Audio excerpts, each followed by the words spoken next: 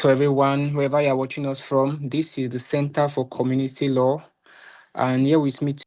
Good evening, everyone, once again. I think it's been very painful watching what has been going on in South Africa owing to, their historical formation, after going through the era of apartheid, the influence of the Dutch and all the other form of discrimination and harassment. Um, Having to see them act in this way is quite ironic because I mean I think in Africa, South Africa has the most human rights centric constitution, and to see this kind of behavior and the obvious silence and well, to put it mildly, collaboration with the government. It's just quite disturbing. So we'll just keep observing and seeing what the AU and other international bodies what can be done in this regard. And again, just to point out, as an introduction as well, most African states, I don't know for every African state, but I know particularly Nigeria played a large role, in their struggle for independence, in their struggle against apartheid, Actually, and yeah, and to see this kind of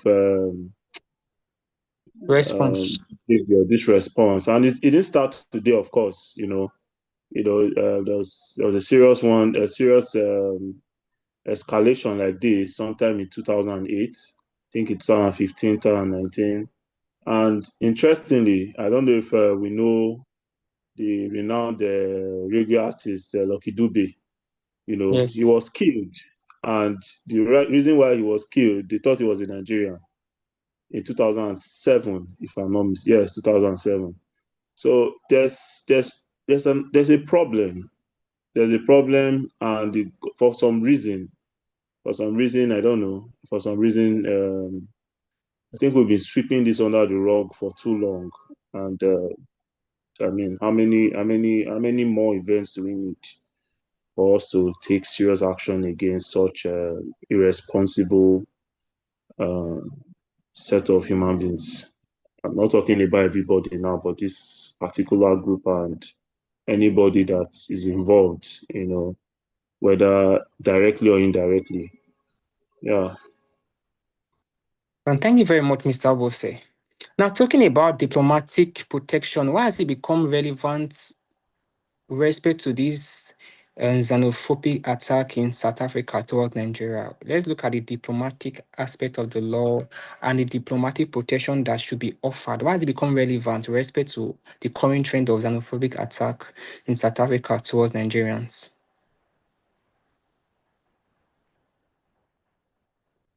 Well, diplomatic protection is always, it's not just in respect of xenophobic attack, it's always something that customary international law recognizes as a right that every state has to protect its nationals abroad.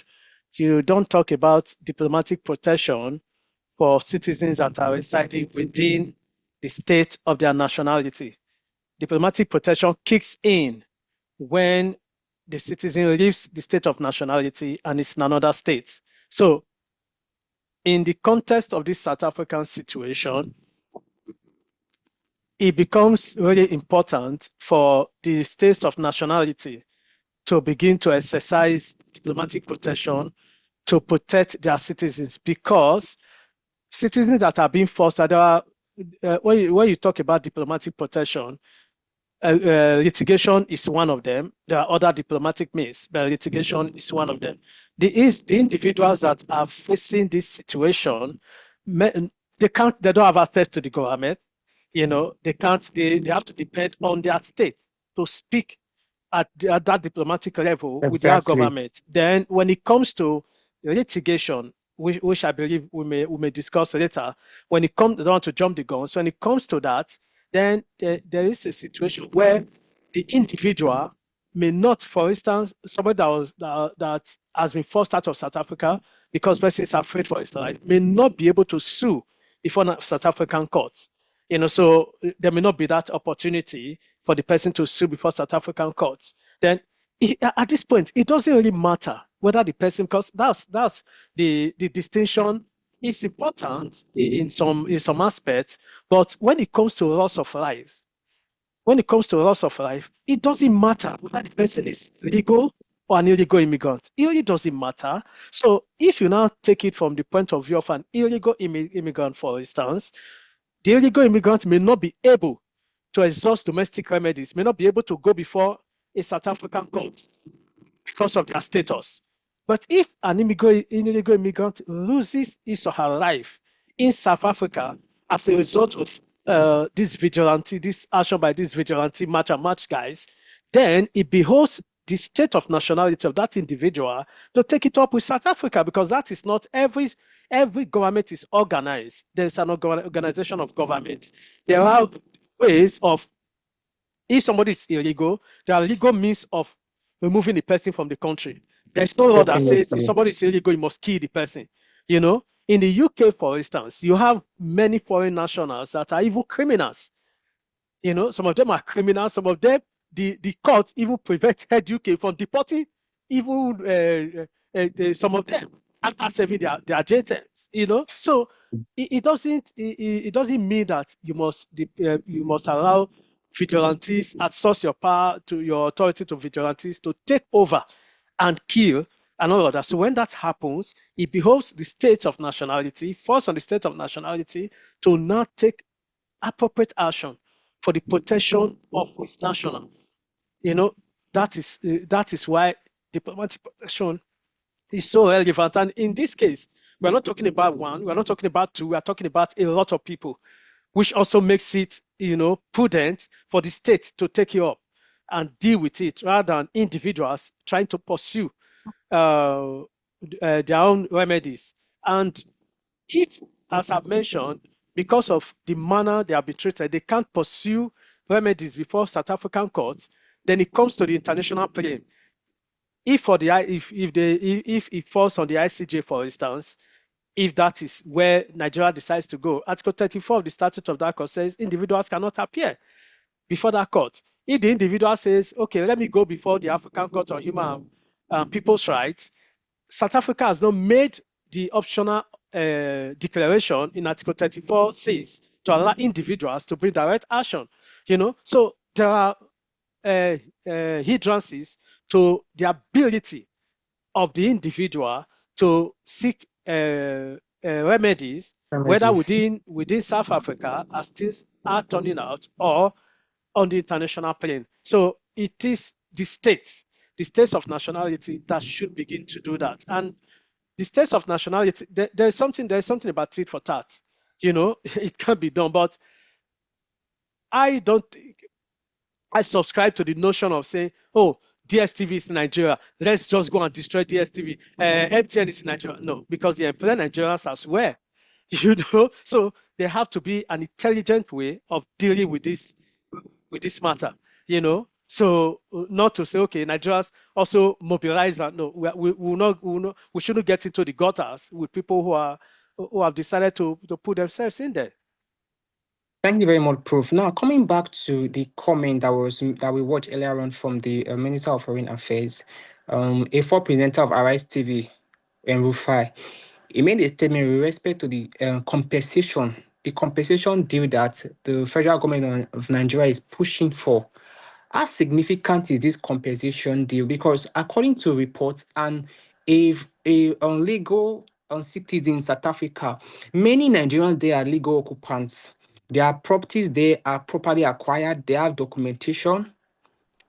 So the people that they are even tagging as illegal immigrants, they are not many in number compared to those who legitimately are working there and have established business and even employed South Africans. Now, some of them have been forced to evacuate the country, leaving their businesses behind, leaving their fortune behind, just because they are afraid of their lives. They're no longer certain that their life is safe anymore. And the crazy part, if I may put it that way, is that Vigilantes are the one who are spearheading this raid.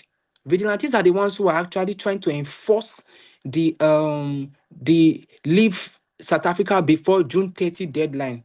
So what is the significant effect on this compensation deal that Nigeria government is trying to push? Is it a wise decision? Is it something that demands commendation?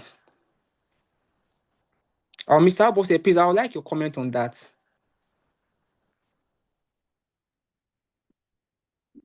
Okay, so if I got your question correctly, you're asking if the compensation pushed by the federal government of Nigeria is a welcome development.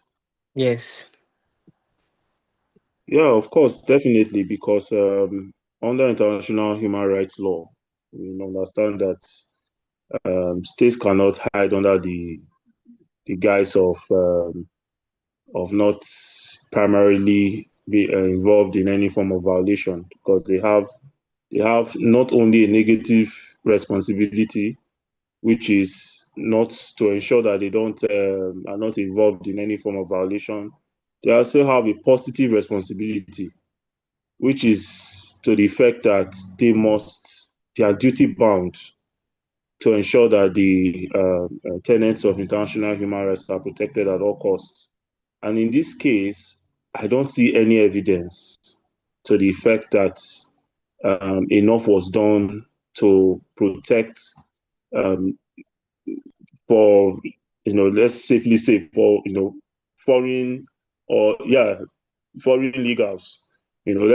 For a second, just stay still with that for now. But, because these vigilantes or whatever they call themselves were said to have given a deadline. And it's a bit, as I said before, a bit disturbing, to see that, I mean, there was no form of protection for foreigners there. So yes, I mean, from my own take, I think is a welcome development. The South African government failed in their responsibility, in their positive responsibility to ensure that foreigners who are there legally were protected. Well, thank you very much, Mr. Abose. Prof, coming to you. The minister in question made a statement that people believe they are legal occupants, they can sell their properties in the property market. Like, that was quite very sad to hear, because she didn't consider the years of investment they might have spent there, people they might have employed, what labor they might have gone through prior to that time. And she felt so nonchalant, like, doesn't matter if they feed their legal occupant, they can sell their properties in the property market and leave. So she was even still indirectly pushing for the evacuation and the exit of Nigerians or foreign other nationals from South Africa. So, Pro, what do you have to say with respect to such a statement? Well, I think I've already commented on that, and I said it's an unfortunate statement. It wasn't diplomatic enough, and so it wasn't what you expect from a government official of that ranking. So that's just my short answer to that.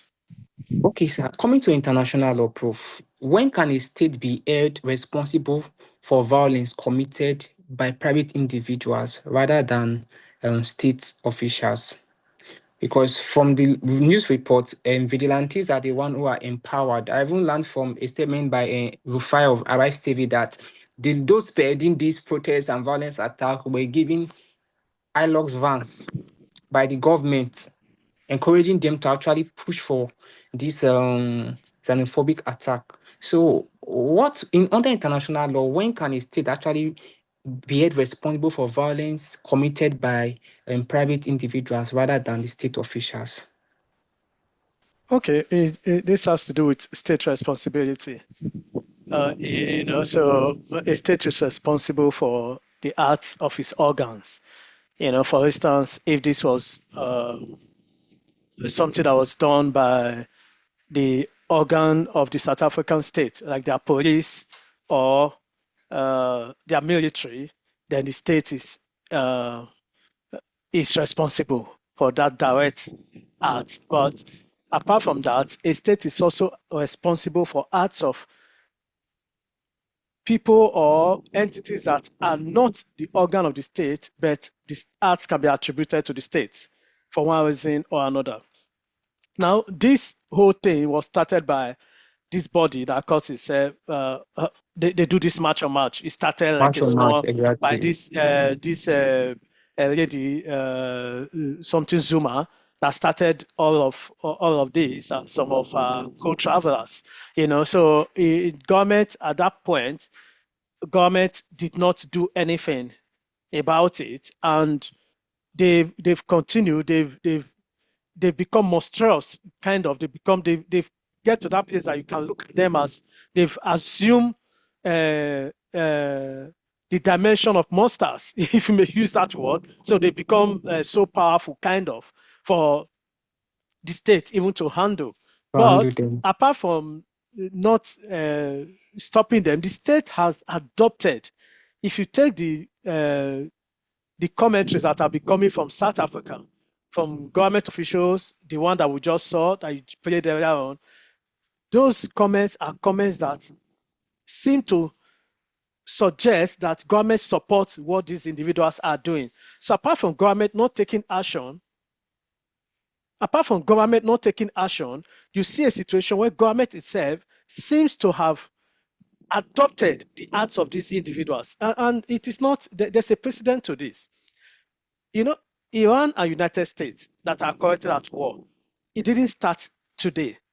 There is a particular case that went to the ICJ, the US diplomatic staff in Tehran. In that case, it was on one fateful February morning, I think on the 8th of February 1979, some hoodlums, just like militants, just call them or whatever, invaded the US embassy in Tehran.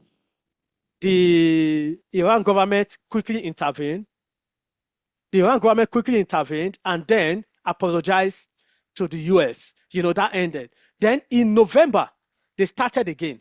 They took over 1979, took over the embassy in Tehran. Then from there, they Wow. went to two other, their consulates in Shibaz and Shiraz, within Iran, and overran those consulates as well. At this point, government did not take any action.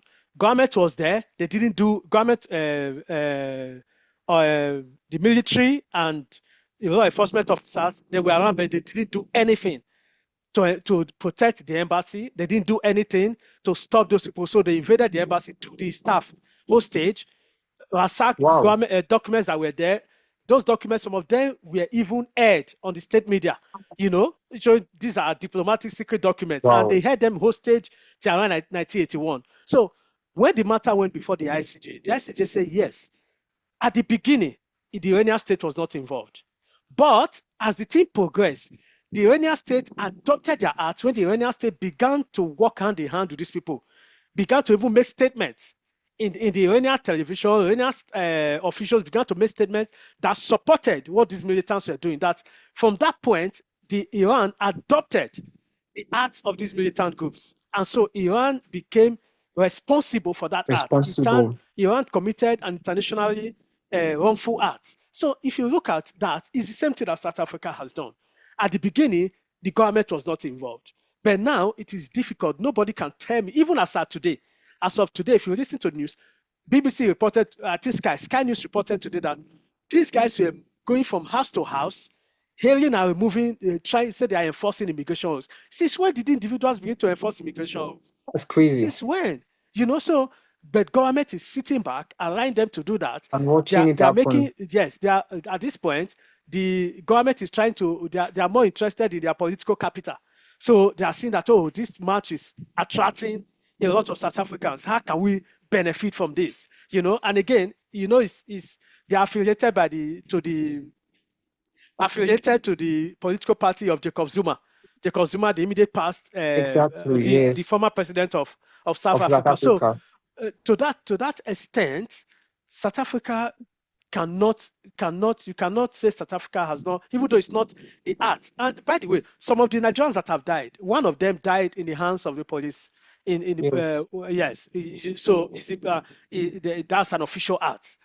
So whether you view it from the activities of the law enforcement officers or the activities of the who ordinarily are private citizens, the fact that South Africa, if you just take the comment of that minister, for instance, that's an adoption of what these people are doing. So the fact that South Africa does not assert its governmental power to these individuals, then it becomes an issue. So it will engage the international responsibility of South Africa, not just because of what the police has done, concerning the Nigerian that died, but also because the acts of these private individuals can now be ascribed or attributed to the acts of the South African government due to their failure or um, their support for it. Thank you very much, Proof, for this very clear and insightful briefing that you just gave to us. I would also like to ask this question, Mr. Obose now. Can Nigeria actually bring claims on behalf of all victims? Like if they should go before the ICJ, which is the International Court of Justice, can they bring claims on behalf of all victims or only Nigeria citizens? Definitely, may just concern itself with the citizens, but if I may, under the African Charter, as the Baju Charter, by virtue of Article 5 of the protocol establishing that court, Nigeria can well bring an action against South Africa for violations of the Charter. And like Prof has rightfully mentioned, the state has responsibility, and where there's proof that they failed in their responsibility, you can be held liable for actions of whatever is called vigilante groups or individuals or citizens of South Africa. So so under the African Charter, Nigeria can bring action, and even the ICJ can bring action against South Africa. Thank you very much, Mr. Obose. Please, just a quick one. This is the Center for Community Law. We are active on YouTube. We have a social media page on Facebook, on Instagram, and on LinkedIn. We also have a WhatsApp channel. So please do wait to follow us. We're currently live on YouTube right now. Do wait to like and subscribe to our channel, follow us on social media pages, and keep engaging with us. So we promise to bring you more insightful moments and sessions as time goes on. Prof, please. Okay. Yeah, go on. Yes, I wanted to get your comment with respect to the comment that Mr. Wose just made on the jurisdiction to which Nigeria can actually file for a claim. Okay. Mr. Bosse has mentioned the two for before which Nigeria could come if it decides to, the African Court on Human People's Rights and the International Court of Justice. Now, the first thing that Nigeria will need to do is, because before you can bring an action under both each of these jurisdictions, you must be able to show that there has been an exhaustion of Of all domestic remedies, remedies. yes. Unlike the ECOWAS Court on Human People's Rights, where there's no requirement for exhaustion of domestic remedies. Before the African Court on Human People's Rights, you must show that there's an exhaustion that there has been exhaustion of domestic remedies. Then at the ICJ, you must do the same. In fact, the African Charter on Human People's Rights, Article 50 and 56, specifically make that requirement a condition precedent. When you are bringing an action, a communication before the African Commission, for instance, Article 56, which is contained there, you have to exhaust domestic remedies, and that is also done at the African Court on Human People's Rights. But exhaustion of domestic remedies is not cast on stone. There are exceptions. For instance, if the remedies are not available, in this case, the individuals, as I mentioned earlier, if they cannot exhaust domestic remedies because they've been removed from the country, it's going to be it's going to be difficult for you to say they must exhaust domestic remedies. I think there's a case in point that was decided by the ICJ on this. Amadou Sadio, that's Guinea and Republic of Guinea against the Democratic Republic of Congo. It was a Guinean citizen of Guinea that his property was expropriated, he was deported, he was removed from the country, and all of that, and the issue of exhaustion came up. But if I recall properly, the court said, well, there was no way he could have exhausted domestic remedies at that point because it was impossible. So if, for instance, the individuals they couldn't exhaust domestic remedies, that the domestic remedies will be, the court will say it wasn't, either it was not in existence. Of course, it may be difficult for the court to say it wasn't in existence in this one because South Africa has a robust judicial system. The court may say that it was not effective or it was not available. I don't think the court will say it was not that it was that there was no domestic remedies to be exhausted. Now, the main issue beyond that, and it is the individual, it is not the state. So we must note that distinction. When you talk about diplomatic protection is that a state will adopt the claim of its national. So say Nigeria will say, okay, you've done this to Mr. John. Mr. John is my my citizen. You've done this to Mr. John. I'm bringing this case because of what you have done to Mr. John. And once Nigeria takes that case over, Mr. John has no control over that case. This one that Nigeria is asking for compensation, Nigeria can decide to say, okay, South Africa, instead of compensation for our nationals, can you do something else for us, for instance? Can we settle this thing? If there are trade agreements, can we just enter into a treaty and all of that? The citizens cannot, because they are not, so it's not an enviable situation to be in. Now, to come to the jurisdiction, the African courts, Article 5, Article 5 of the protocol of that court allows a state to bring a claim against another state for violation of the human rights of its nationals.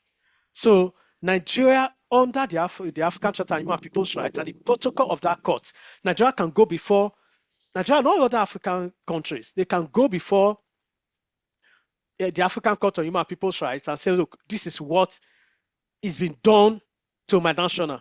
Their rights have been violated. Their right to life have been violated. Their right to property have been violated. Their rights to whatever rights they want to claim have been violated. And say, okay, can you look into this? So Nigeria can well do that because a state-to-state interstate claim is available.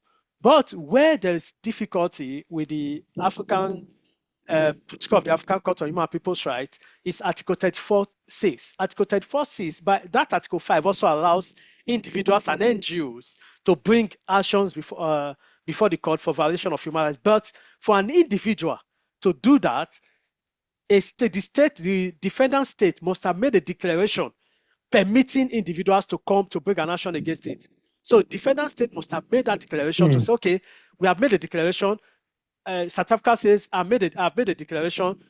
Any individual can bring a case against me. If that were the case, I'm sure most of these people, they would have flooded the court with cases. But because that is not available, we now have to fall back on just article interstate claim, which allows a state to bring an action against another state for violation of the human rights of its nationals. So Nigeria may well do that. Then also Nigeria may bring an action at the ICJ against South Africa. I mentioned earlier, Article 34 of the statute of that court does not allow individuals to bring an action before the court, so individuals cannot appear before the court. But there have been variety of cases. There have been several cases where state states of nationality brought cases before the courts. You have the Amadao Sadio that I've just mentioned. You have Avena and 51 Mexican nationals. There are quite a number of them that have come before that court, where the court had given a decision, not just in respect of individuals. There are also cases of regarding companies, like the Barcelona Traction case, for instance, that the court decided. Now, there are three ways, because you have to satisfy jurisdiction. So you hear people say, oh, just go to the ICJ. It's not that easy. There must be a satisfaction of jurisdiction, because under international law, you cannot force it's a foundational principle of international law that a state cannot be compelled to submit a dispute to adjudication or arbitration without the consent of the state. So the state must consent in one way or the other. And the statute of the ICJ, the jurisdictional bases are contained in Articles 35 and 36. There are three of them. It's either by special agreement. South Africa can say, oh, yes, this thing has become, all these countries, they want to bring an action against me. Okay, can we just enter into a special agreement and submit this thing before the ICJ? Special agreement is like, if you give the court jurisdiction, okay, court, this is what we want you to decide.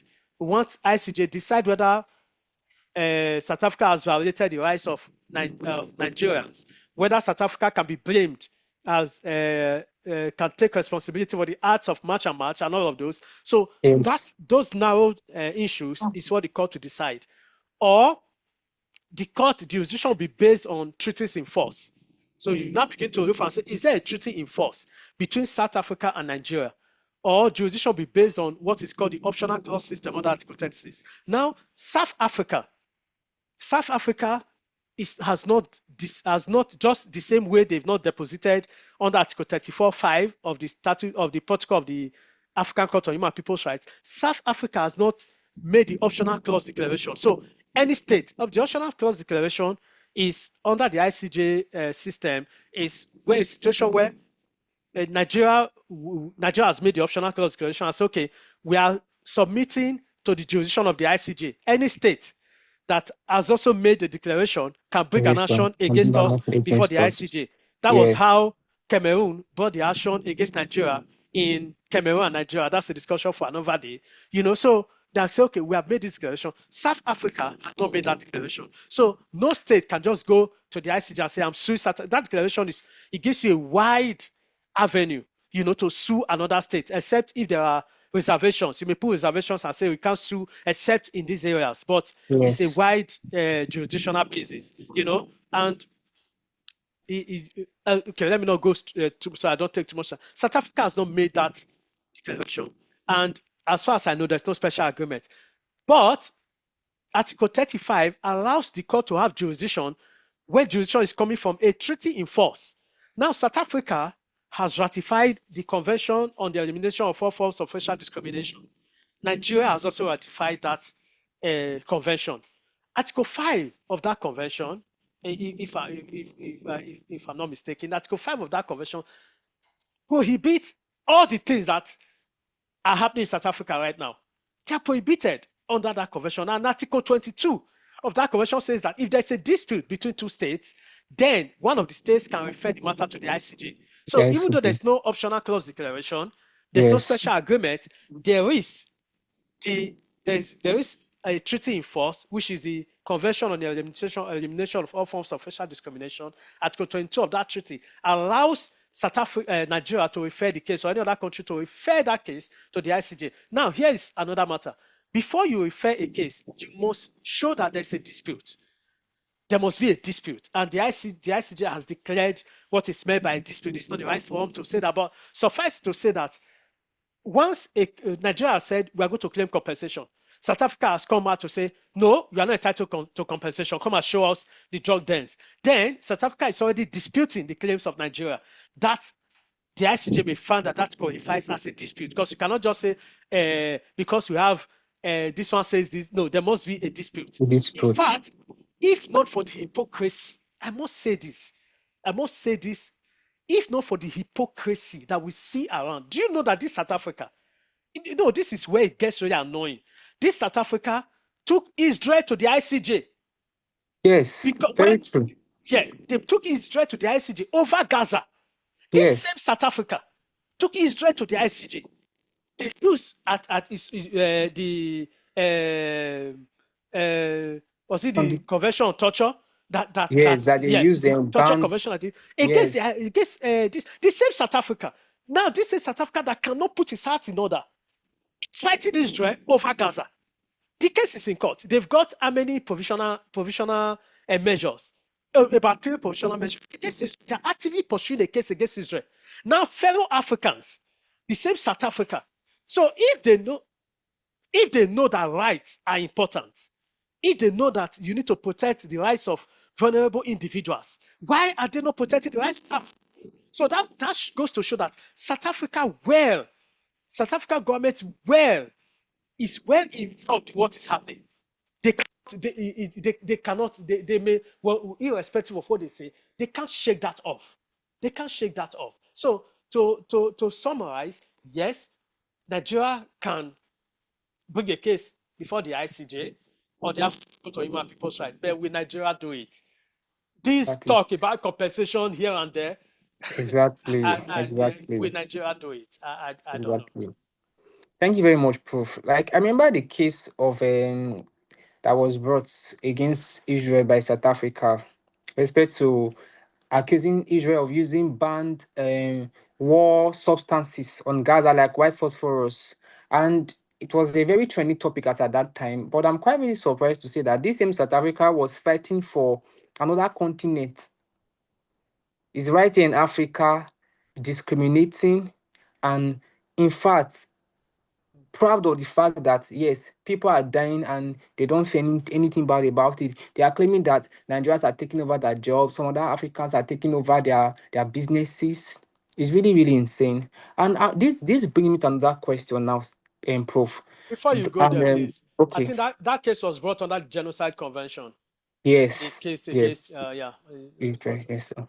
Thank you, Pro, for that. Mr. Obose, please, I also want to this bring me to this question now.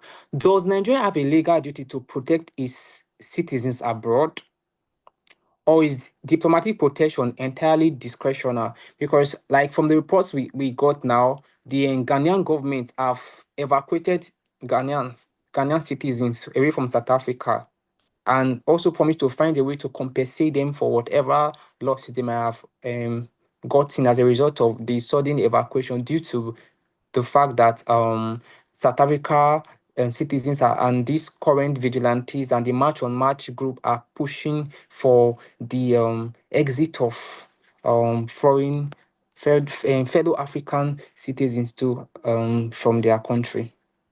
It's not discretional. It's not something that a country will say is discretional because uh, you have a legal duty to protect your nationals abroad. Under international law, the bond of nationality is the title, is what gives entitles a state to protect nationals abroad. Once the citizen has a bond of nationality with that state is under a duty to protect the citizens abroad. If the state, but if the state is excluded, the citizen cannot bring a claim under international law against the state, but it doesn't stop the citizen from bringing a domestic. Citizen can bring a claim within the court of the country to say my government, you abandoned me with the right, if they have the right Sure. claim to make, you abandoned, you ought to have protected us abroad. So I think that it's not something that is discretionary. No, it is a duty that must be fulfilled or ought to be fulfilled by the state of nation. Okay, Prof. Thank you very much. So, assuming South Africa actually provides compensation based on the what Nigeria government is actually requesting for, do they still have the grants for an international claim? If they provide compensation, there will be no need for claim. If they provide compensation, there will be no need for claim. But it's not that easy. It's not that straightforward, because Nigeria, there will have to be proper documentation. The losses will have to be verified, and Estimated. yeah, so they'll have to proper documentation before you can begin to talk about compensation. And but for those that have died, whether my position is, so I've listened to some commentaries where South Africans are saying, oh, they were illegal immigrants. It's not, there's nothing that says that you must kill an illegal immigrant. So for those who have died, Exactly. there is a protection for life. And the African Charter on Human People's Rights did not say that the protection in that document is for people who are legal or illegal. It said every human being, every citizen. The International Covenant on Civil and Political Rights is every individual, every human being. The Universal Declaration of Human Rights is every human being. So it's not qualified by say this person is illegal. Do you know that there are provisions all over the world? There are provisions in the law that does not allow you to kill an armed robber. If an armed robber breaks into your house, you kill the armed robber. You except if you do it in self-defense, you are going to face a charge of murder, even though he was an armed robber. So there's nothing that says that you can strip a human rights of his humanity you can use the immigration law to strip a human rights of his humanity. It's not done. Even those, apart from those, you say loss of life, if they have rightly acquired property, for instance, if they have a bank account, even though they were illegal, they had a bank account, and those monies can be pulled. It's their money. Spend it. So you can't hide behind your immigration laws to begin to perpetrate evil. Yes, it's important that they enforce their immigration law, but which country of the world has been able to 100% enforce its immigration laws? Which country? Which country? There are South Africans that are illegal all over the world, All that over are the living world. all over the Exactly. world. You know. Exactly.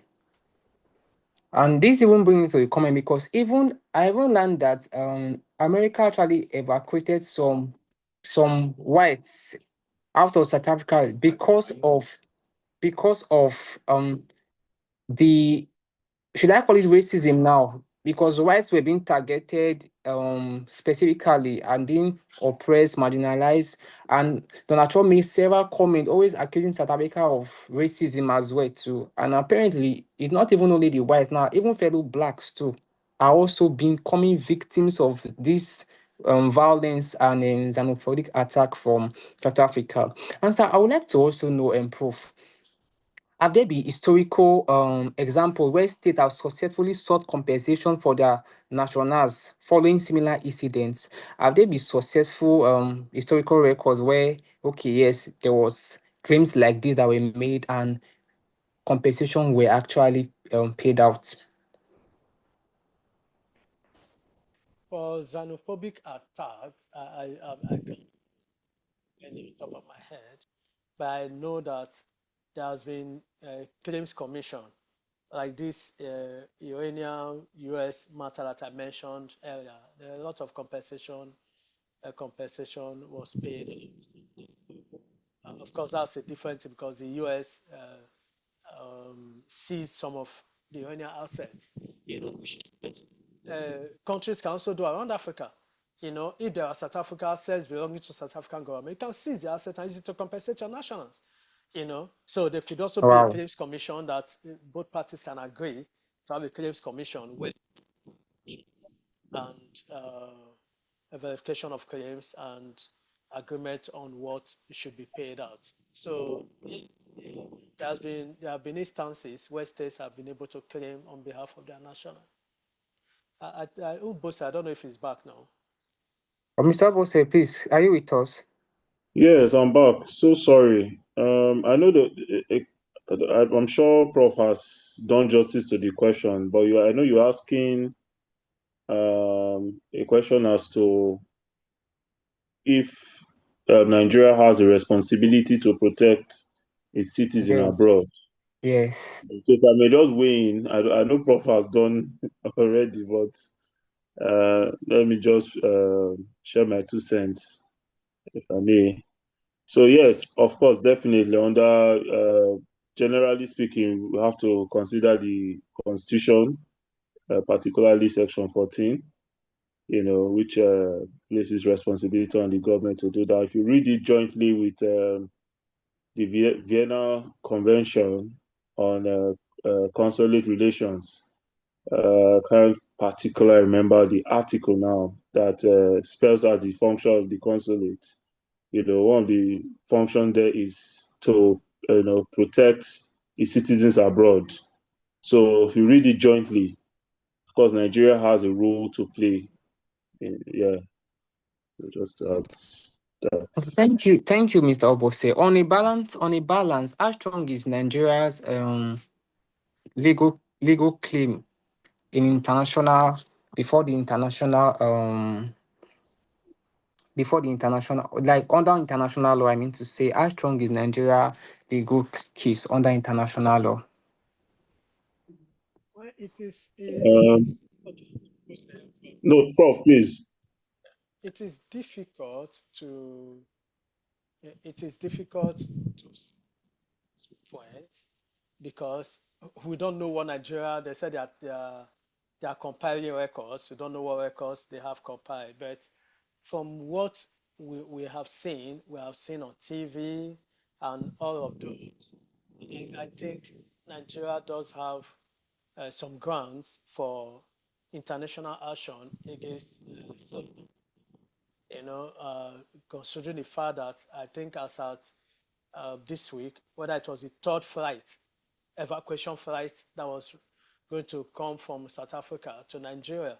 So that's a whole lot of people have left their assets, left their livelihood, and all of those. So, and like I said, look at Article 5 of the Convention on the Elimination of All Forms of Racial Discrimination. You're going to see that what is happening in South Africa is something that is actionable. So whether Nigeria has a ground to go before the court at this point, I believe that Nigeria has a ground if South Africa continues to deny a claims for compensation. If that dispute, if Nigeria decides to say, okay, at this point, we are not exploring diplomatic options, as in ordinary diplomatic options, we want to go before a judicial panel.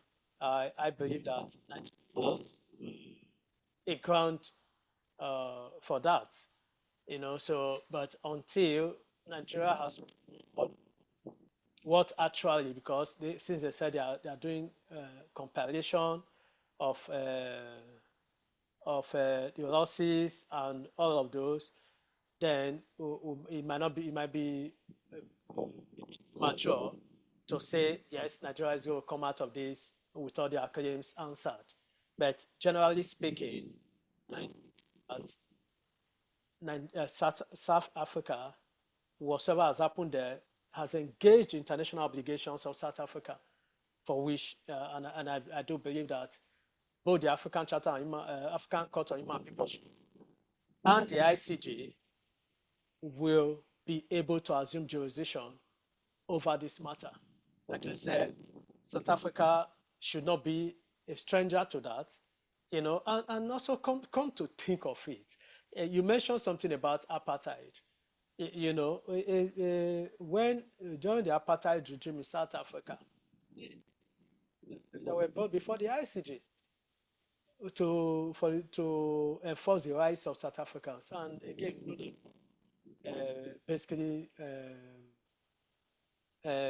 black South Africa, you know, well, maybe not particularly for apartheid, but for South Africa to emerge as a country, a lot of work was done at the ICJ. And again, South Africa just brought a case against Israel. So they should quite expect any other country to do the same. Like I said, Exactly. I will not subscribe to is for countries to begin to take violent measures against South Africa. It's not everyone in South Africa and Yes. the African economy is weak enough, to begin to do act in the manner that they have acted, it's just going to complicate things and make things worse. It's not going to make things better.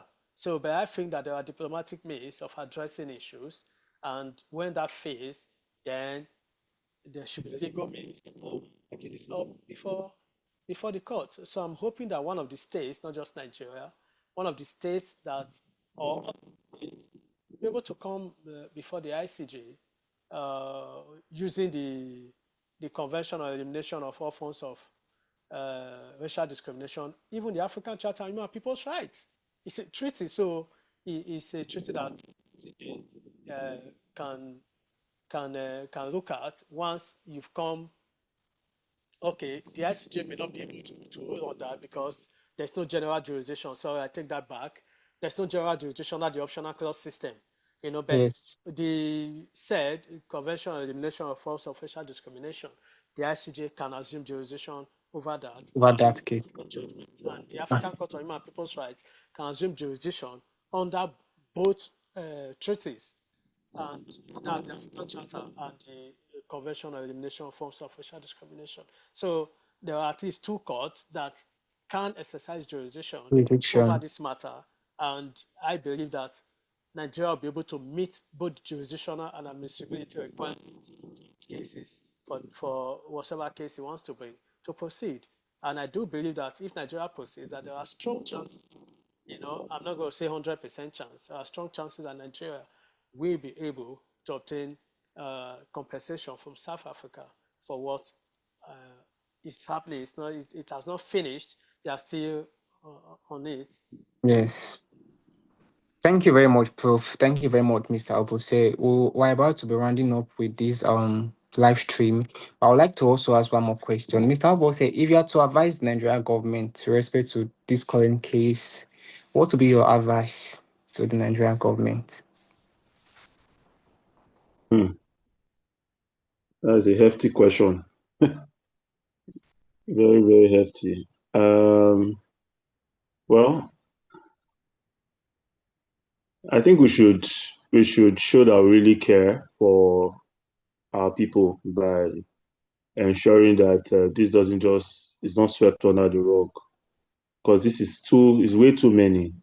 It has gone on for too long. So I think we need to be serious. We need to be serious, and uh, we should stay away from politicizing this. This is Mm. about people have the trauma. It's enough to say, yeah, some persons, few persons lost their lives, but a lot more lost their livelihood and the trauma that goes with it. So some persons need closure, some persons are disillusioned, and this can lead to, you know, a serious mental health breakouts amongst that group of persons that have returned. So the government must show that it truly cares, for the welfare of its people. That is not just, our constitution is not just a you know, combining words, just having, putting a Yes, lot of action over so words. yeah, we need to show that we really care. So, like Prof has rightly said, we have we have a case, and it's okay for anything to happen, but let it be seen that indeed my government cares Action for was me, taken. Yeah, and so that we don't have a repeat also of what happened in what do you call it now, even though it's not totally related to this Africa case, but 1969, when Nigerians were also driven out of Ghana, so the government needs to be the government, and we need to respect ourselves. So if the government begins to really show that, what, we are going to take action, if any of our citizens, like the Americans, you see what happened with one of his nationals being held by uh, uh, this jihadist groups for just one person. You saw what happened. They moved mountains. They moved the mountains to rescue that person. So you don't expect any group to, mess with a or how many American. So Nigeria needs to really take this matter very seriously and not just sweep it under the rug. Thank you. Thank you very much, Mr. Abose. Proof. What recommendation will you give to the Nigerian government with respect to how they can pursue the case and I, I, alternative options? I think Ubose has spoken brilliantly to that. I don't think it's to be added, except just to say that Nigeria should pursue this to its logical conclusion. And if when diplomacy fails, it needs to be tested in court, Hmm. especially as South Africa has shown that it's a champion of rights. It's championing the rights of people in Gaza under the Genocide Convention. Let's also test it. Let's see how they respond to that. And beyond that, this is an African problem. We are focusing on South Africa today because it's become uh, uh, something of a Very monumental. obvious. Yeah, it's Yes. become it's gone to that scale that it cannot be ignored. But Ghana has done it to Nigeria. Nigeria has done it to Ghana in the past. We don't treat ourselves No, right. why like We don't that? treat ourselves well.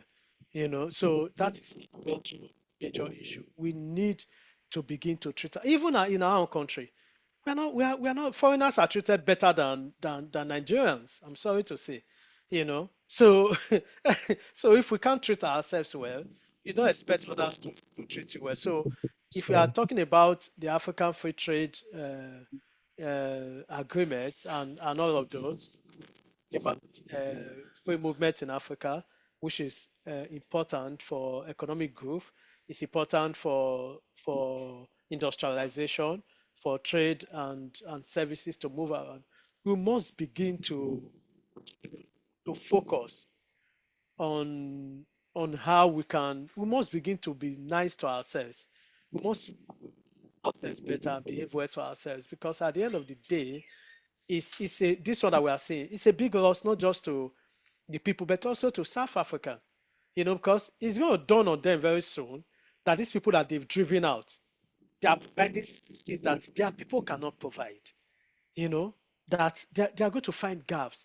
If these people that they are driven out, if they used to contribute maybe a 10 rand to the GDP, for that 10 rand is not going to be there. If they used to buy the things that they so it's an ill wind that's not going to blow anybody any good. So African and it's a shame that the AU has not done anything about this. It's a shame. They may be speaking forever, be speaking grammar, but that's not what we're talking about. That the AU has not been able to rein in on this is a disgrace.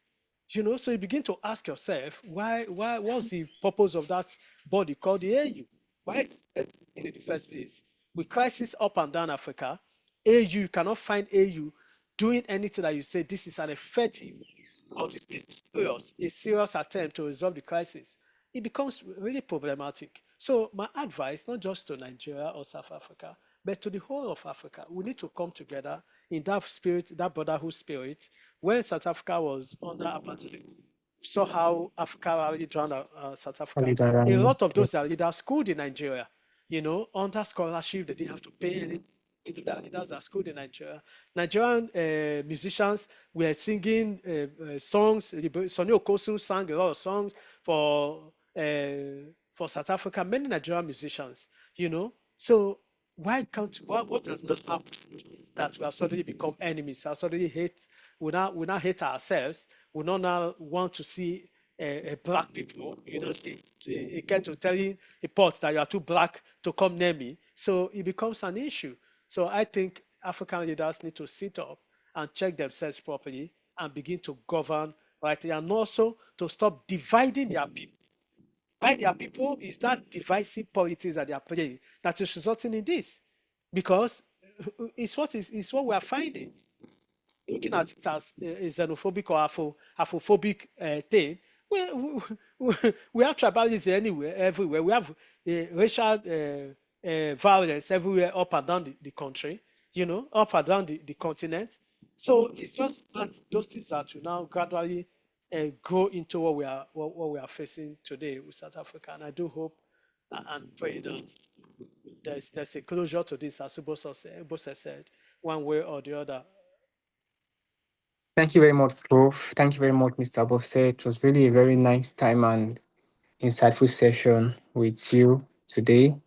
We look forward to having more of these sessions in the coming days and weeks and months, and hopefully by the grace of God in coming years. And hopefully we'll be sitting down one day to discuss about the improvement and the positive change that we are witnessing among Africa as a continent, the unity, the love, and the oneness. The same way we have come to also see to discuss about this xenophobic attack.